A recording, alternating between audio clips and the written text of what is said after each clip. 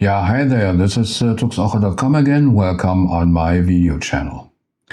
In today's video, I want to talk a little bit about DxO PureRAW 6, which is almost famous software when you're talking about denoising high ISO images.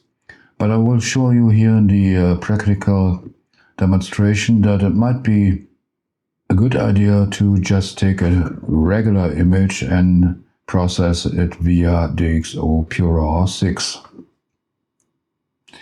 Just one word to transparency. I marked this video as advertising because DxO gave me the license. They asked if I want to try out the tool, and I said yes, because last time I tried out DxO PureRAW was version 4, I think. That's quite a while. But of course, DxO doesn't influence the content of the video or the content of the corresponding blog post, so that should be okay. And nevertheless, you can download a trial version, so you get so you can make your own judgment on how good the software is and how good it would fit into your workflow. But okay, now let's dive in and go to the MacBook, and I prepared a collection in Lightroom to show you the results of the app. Okay, we are here on the web page from DxO, here PureRAW noise reduction I want to show you today, and we take a look here on the program.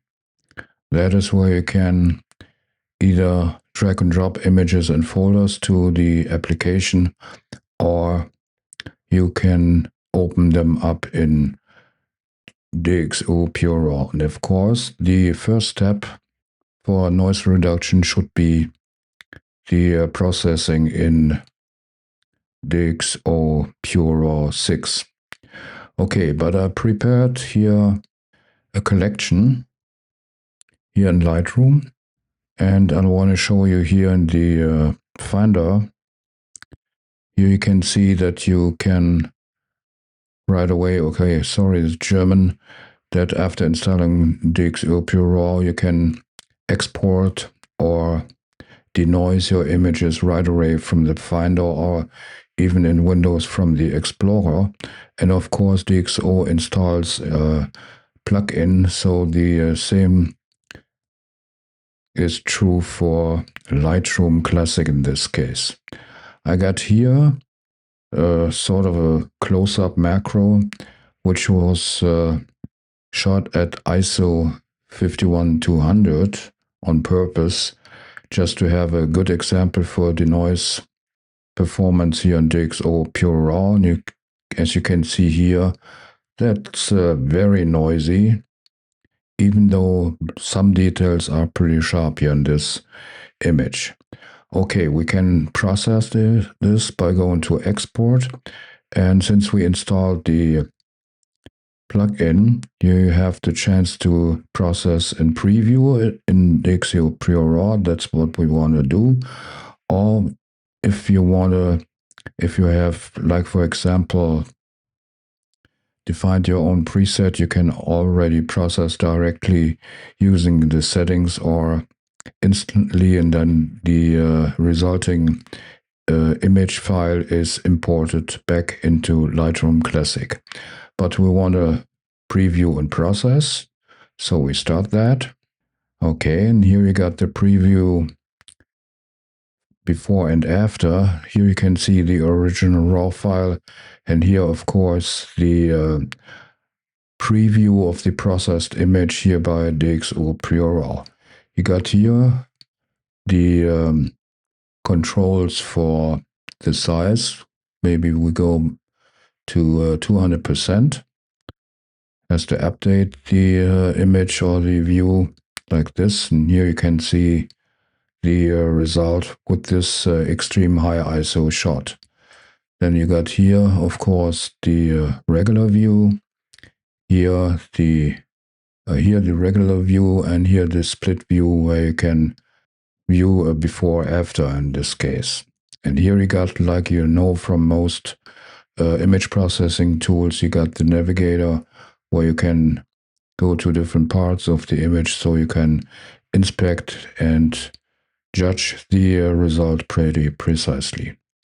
And here you got the settings. As I mentioned, you can define your own preset. I didn't do that so far because usually I use the D'Prime XD3 processing, which is supposed to be a lot better than the regular D'Prime 3 settings. So I prefer this, even though I didn't try it and I didn't stop it, that the D'Prime 3 process is a little bit faster than the D'Prime XD3. You can play around with the lumens and force details setting, but for now I stick with the default settings. There wasn't a necessity for playing around with those settings. And another thing is very important, that here you see the lens sharpening options and so on. I leave them as default too. But DxO, that is why you have to use it as a first step in image processing if you want to denoise such an image. That DxO has its own correctional data for almost every combination of camera and lenses. So if you might process an image with for the first time with a different camera and or lens combination, then the application will download the needed correctional data from the website of DxO. So that here is nothing to do in my case. You could use a dust removal here, which is an AI-driven tool to remove dust from the sensor. I didn't use it that much, so in very clear sides it should work a little bit, but here we are talking about sharpening and the denoise tool. And then again here, the option to mask out or subtract from the processing tool, here with the manual mask, like here you can add a mask, or here of course you can subtract it in different layers. That's pretty cool, but so far I used D'Prime only with the standard settings and without masking, at least within the DxO PureRAW tool.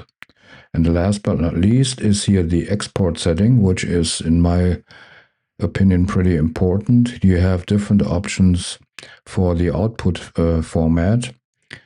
The standard is DNG, digital negative, which was introduced a couple of years ago by Adobe, and I would stick with that format because that's another RAW format which you can process in Lightroom, Photoshop, or any other RAW converter as you like.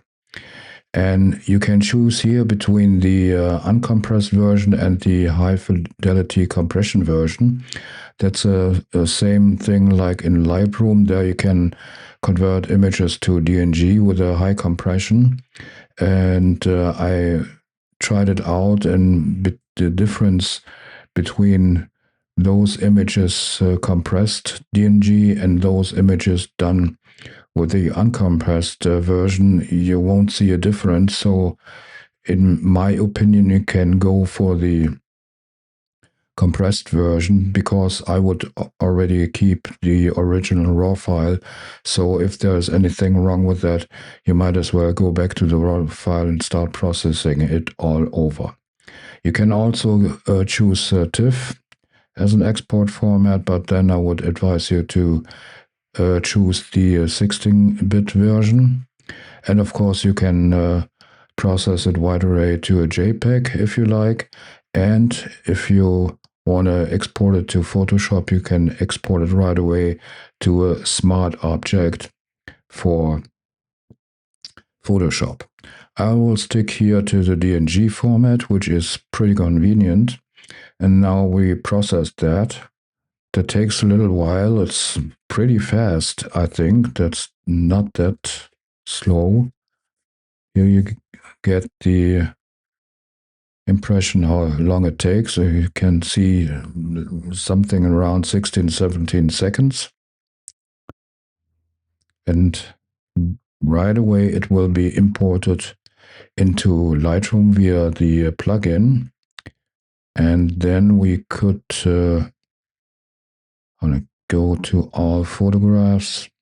And here we got both of them. That is the original RAW. You can see it's very noisy.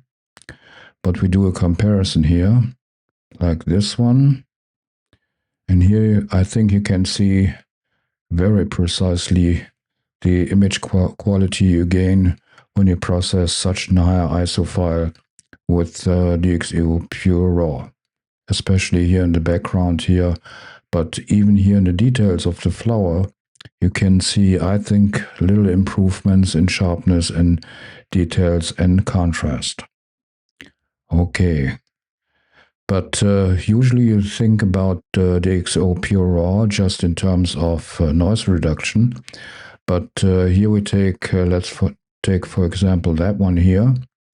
That's not high ISO, as you can see here. That's ISO 200, but shot with a MFT camera. In that case, Lumix G9, which I used to own a couple of years ago, and that might be a good image for testing DxO PureRAW features in terms of sharpness and so on. So we take that, go to export again, and preview and process directly in PureRAW.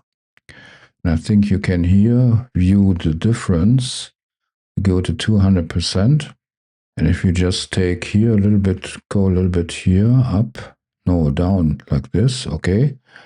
And here this is the processed version that is a lot sharper, or seems at least a lot sharper than if you just take it here with the unprocessed original RAW file. The same is true if you go over here, like this one. There's a lot more contrast and details here in those parts of the image that is beautiful.